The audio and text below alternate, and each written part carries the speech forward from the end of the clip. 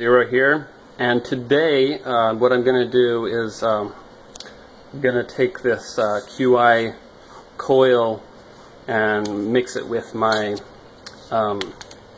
my charging case that I made for my Moto X, which is in my hand recording. What this is, so a while back I decided that I didn't like having no battery life, so I created out of carbon fiber this inner part, which you can just snap away.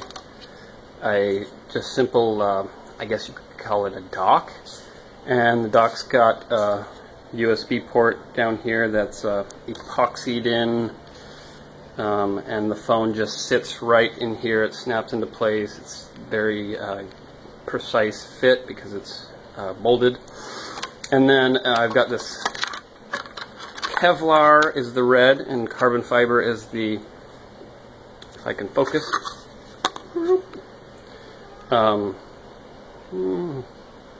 Man, this focus on this camera needs some work. There we go. So, yeah, the red is Kevlar, and the black is carbon fiber. And I think it makes a pretty nice looking back, but it just kind of slides in here, and it's pretty secure. Like, you know, it doesn't move around or anything. It's a really nice fit, and it's molded on the back to this charging dock thing. Now, what's inside? I'll show you the back. So this is the front. It's got the dock and the USB, micro USB plug. On the back, it's got this massive 4200 milliamp hour battery that I got on eBay, and I've got this Adafruit, what do they call it? Power Boost. It's got a TI chip. I can't remember which TI chip, but it basically takes the 3.7 volts and turns it into 5 volts that the USB on the phone needs to charge its internal battery. And it can go as low as, I think, 1.8 volts, just super low. So it'll go, it'll keep on charging my phone until this battery is completely depleted. And then I can charge this via USB. And I've cut a very bad hole in the side of this back where the USB plug would go into. Now, if I were to do this over again, which I might, I would move this a little bit closer to the side so I don't have to, you know, you look at the back and you can see the hole from the back. That's not cool. So I would move this closer, but today I'm going to add the QI wireless charger, and I've got a charging dock right here. So then I don't even have to plug it in. I can just set it on this, and it'll charge at about 500 milliamps. That's the maximum this thing will charge. And since this battery is massive, it takes forever to charge, but it's alright. I really want to either make a new one of these charging circuits with the same chip, or maybe Adafruit would be so awesome as to change their charging mechanism so it uses a different chip to charge this battery faster than 500 milliamps, because that's just not, I mean, I can charge this at 4 amps because it's a 400 or 4200 milliamp hour battery. Yeah, 500 just takes way too long, just takes forever. So I'm going to put that on and turn this video into like just a guide on how to use this wireless charging thing, and we'll get started. This charger, that's very dark, is that the coil it's got 3 coils in it, and the this guy has got to be in the right spot for it to start charging. So we got to find where we should place this on the back of our battery case so that it actually charges. So what I've done is I've got it plugged in over here to a kilowatt. Now we'll just move it around until we'll try the center. So we've got this flipped over on the correct side, and we'll move it around until we find, I'll see right there, it jumped up to 1 amp. So that's probably a good placement. Right there in the center. I believe there's a coil like down here if you put it on a side maybe. No, not right there. Yeah, just idling, what kind of sucks about this, just idling it consumes 0.4 watts? It's not cool. Move it up, nothing. Right there might be another coil. It's at 0.9 watts. So if you imagine, I don't know, 5 watts, or 5 volts at, 0.1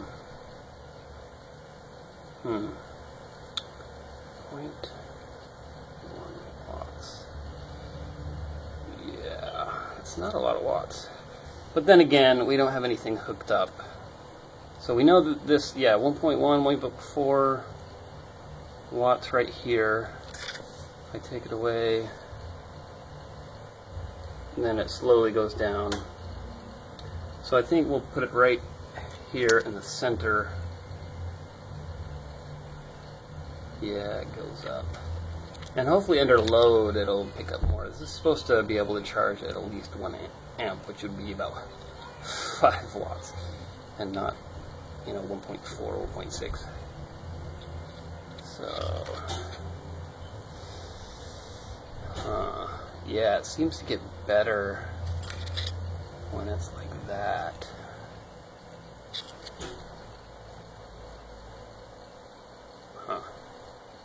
Anyway, I'll play around with this and find a good placement.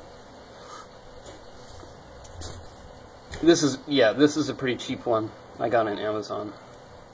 There are better ones out there with like a light, so you don't have to use a kilowatt or measure the current going into the device. It's got a light when it's actually charging, so you know where to place it that way. As you can see, it's got a number of pads down here. One's labeled ground, and then this one's V4 plus. I'm not sure what that means. So I've taped it here in kind of a spot where I'm getting about 1 watt on the kilowatt, and I'm gonna hook up this voltmeter to see which of these pads is 5 volts and which is, what all the pads output are, and hopefully I can read something. So I think this is a good spot for it. Oh man, this focus is so bad. Maybe it's my lighting, but I don't know. I think it's in the right spot, so I'm gonna touch these pads, and I can't and hold this camera at the same time, unfortunately. But and the alligator clips don't, I think, won't work well.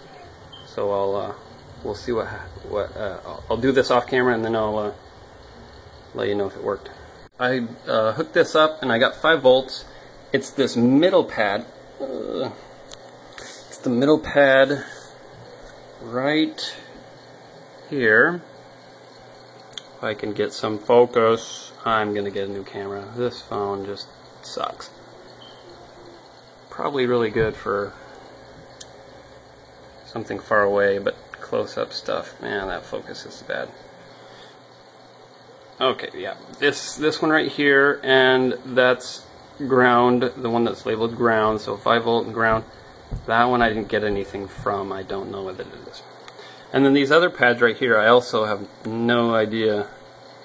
Adafruit does not have, that I can find, current 500. Okay, maybe it's not supposed to do 1 amp. That's sad.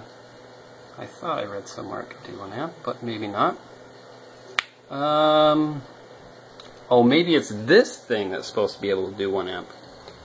Who knows? I know that these inductive chargers are about 50% efficient, and this takes a 2 amp power supply. So it may be able to do 1 amp in ideal conditions. But we can only charge at 500 anyway, given our power boost kind of is limiting.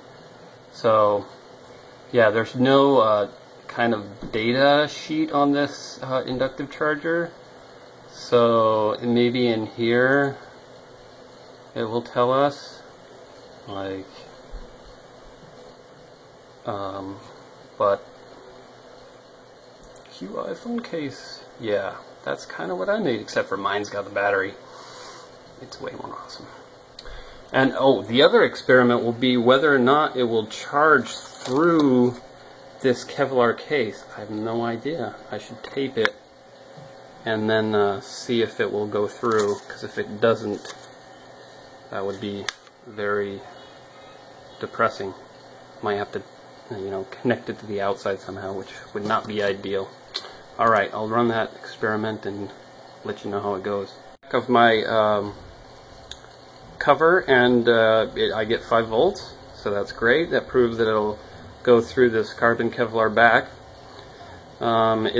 It theoretically should, because it gets the, I think, what was the range on it? 8 millimeters or something was supposed to be the range. Let's see if I can read this on the internet somewhere.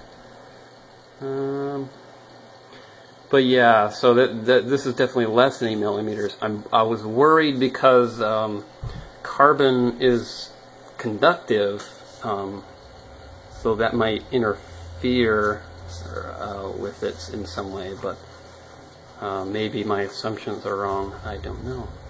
Anyway, so we'll get these pads soldered up with cable and tape it to the back of our battery right here in the right spot, which is about right there, and then we should be good to go. The pads that I'm going to solder it to are these, if I can, I'm going to disconnect the battery for safety when I solder, and sheesh, need new camera. There's some pads down here for a USB in. Will that focus? Will you focus? No, you will not. Maybe my lens is dirty. Anyway, I'll solder it to here. I'll show you a better angle, hopefully, when I get that done.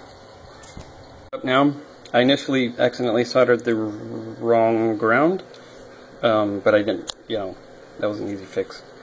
So yeah, I've got it going into the yellow one, going into plus 5 volts. Over here, sorry, right there, and you can see there, maybe you can see if it focuses. There's 2 charge lights, one's yellow, one's orange, and one's green. If this starts to charge, if this thing is working, we should get an orange light. If the battery is fully charged, it will turn green. So we should either get either of those 2 lights, and I've been using this all morning, so it shouldn't be charged. So we will put on the cover and put it against the dock and see what happens. The orange light. Curse this focus. Now, one thing I noticed, because this back is a molded fit, just this extra, like, teeny bit of extra height hurts the, you know, adds a little too much bulk, and it doesn't fit all the way down. Now, interesting. Okay, yeah. So, yep, off, on, off, on. This is awesome. That is so cool. And I'm getting, wow, if I go down here and look at the kilowatt, that's an amp, right? 5 volts at 5 watts, that's 1 amp. So that is freaking awesome.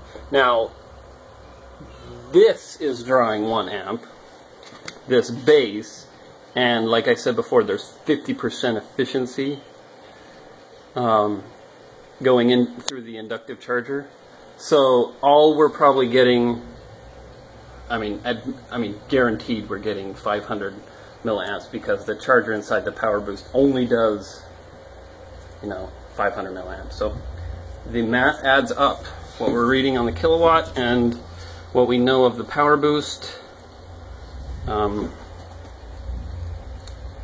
makes logical sense and mathematical sense. So I'm going to invest in a new camera. This charger works. I'll probably add some a bit of sticky tape to make sure this cover sits down flush against the back, and then done. Pretty awesome. This Kevlar back is not the first back I made. This is actually the second one. The first one I made is that one.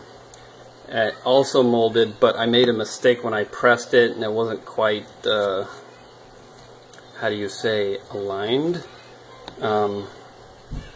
Oh, please focus. It's nice and shiny though. It looks quite awesome with the gloss, but it's wrinkly. But this one actually fits quite well. It'll actually snap in, which it no longer snaps in because of the extra bulk we've just added. So if I make a new back, I'll make those adjustments I talked about, moving the power boost over to the side more, and even possibly figuring out right here about is where the camera would be. Now with this case on, I can't use the camera. I have to take the phone out of this docking case to use the camera. But if I can figure out a way to place the power boost somewhere where it's not going to conflict with the camera, that would be awesome if I could use this case in the camera. So someday in the future, maybe a version 2 of this case, but for now I'm pretty happy with it. And again, here's my two backs, the pure carbon and the carbon Kevlar.